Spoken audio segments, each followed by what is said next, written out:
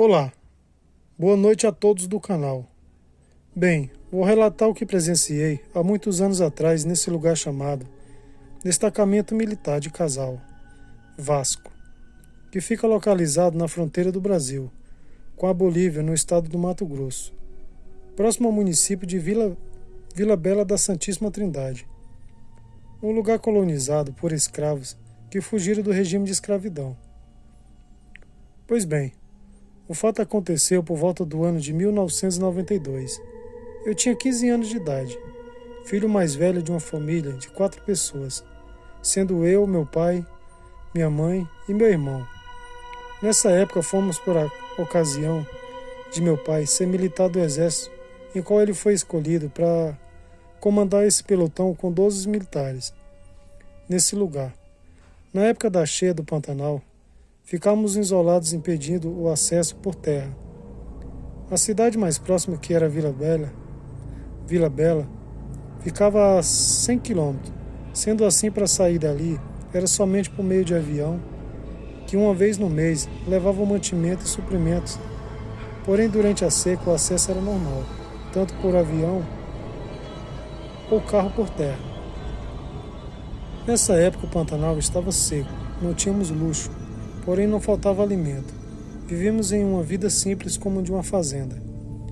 Tínhamos uma TV comunitária, água normal, pois tínhamos poço artesanal, luz somente durante a noite através do gerador que era ligado das 7 às 10, quando não tínhamos racionamento de diesel. Bem, até aquela noite tudo estava normal. Era uma noite bem iluminada por uma lua que parecia mais cheia que o normal. Nossa casa era uma casa simples, modelo pré-moldada, como todas dali, mas aconchegante. O único problema era que durante a seca do Pantanal também ficava muito quente e eu sempre fui muito calorento. Então já era costume meu, nas noites de muito calor, eu tomava a decisão de dormir na sala da casa. Eu pegava mantas de frio, cobria o chão, abria a porta deixando somente a tela fechada pelo lado de fora e dormia tranquilamente. Bem, eu já estava acostumado a fazer isso. Porém, naquela noite, tudo estava fora do normal. Eu estava inquieto, não conseguia dormir. Estava me sentindo inquieto, pois a noite estava muito clara, como um dia. Eu conseguia ver tudo fora da casa.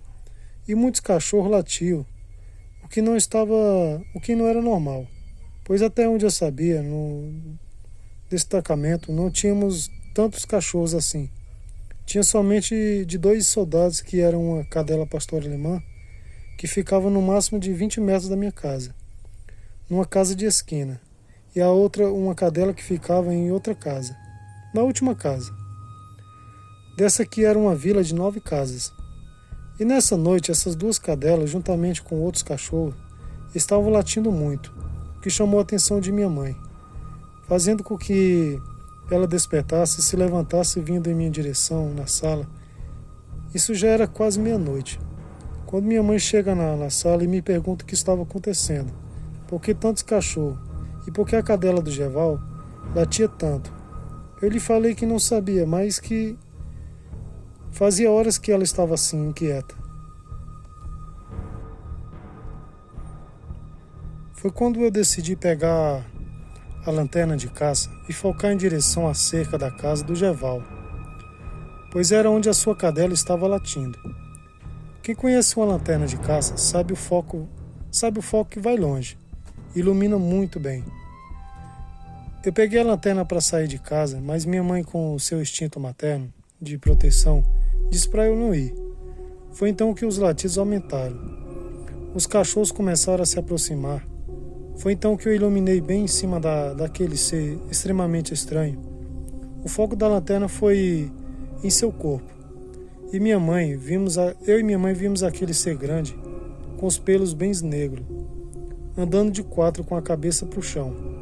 Foi então que iluminei melhor e consegui ver o formato do seu corpo. Porém, não consegui ver sua cabeça. Ele era como um grande lobo. E quem conhece o Pantanal e o Brasil sabe que não temos em nossa fauna nenhuma espécie de lobo com essa descrição. Ele passou muito próximo da cerca, deixando a cadela enlouquecida. Ela batia na cerca tentando quebrar a cerca para atacar.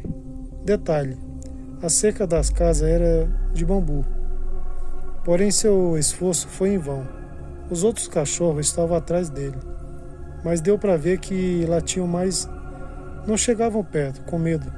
Porém, ele também não atacava os cachorros. Era como se ele fosse superior a eles e não ligasse para a presença dos cachorros.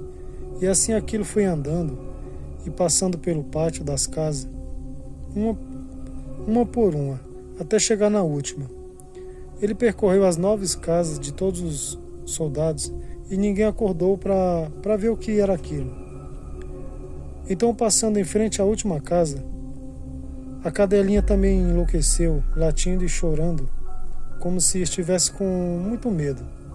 E assim aquilo seguiu em frente até sair do estacionamento e entrar na área dos outros moradores que tinham fora do destacamento, que tinham o nome de bugres, que são brasileiros como os bolivianos. E longe ouvia com a minha mãe os latidos dos cachorros até que cessou. No outro dia contamos para meu pai. Procuramos saber se alguém viu o mais intrigante é que ninguém viu mesmo. O guarda que estava no serviço daquela noite viu o que aconteceu. Nem os donos do cachorro e nem mesmo os outros soldados e ninguém de fora do destacamento era como se soubesse, mas não queria tocar no assunto. E assim ficou meu relato. Porém, com certeza que era um lobisomem, pois eu e minha mãe tivemos essa certeza. Até hoje temos, pois hoje estou com 47 anos de idade. Depois dessa experiência, nunca mais vimos. Porém, fui investigar sobre esse grande lobo e os relatos eram que, há muitos anos antes, morou um professor do destacamento que todos desconfiavam que ele era um lobisomem, por causa de suas marcas nos braços e no corpo, chegando ao ponto de ele ter sido expulso do destacamento. Essa foi a última vez que vimos, pois tempos depois tivemos que voltar para a cidade. E assim fica o meu relato sobre o avistamento do lobisomem. Espero que vocês tenham gostado. Tenham todos uma boa noite e até o próximo relato.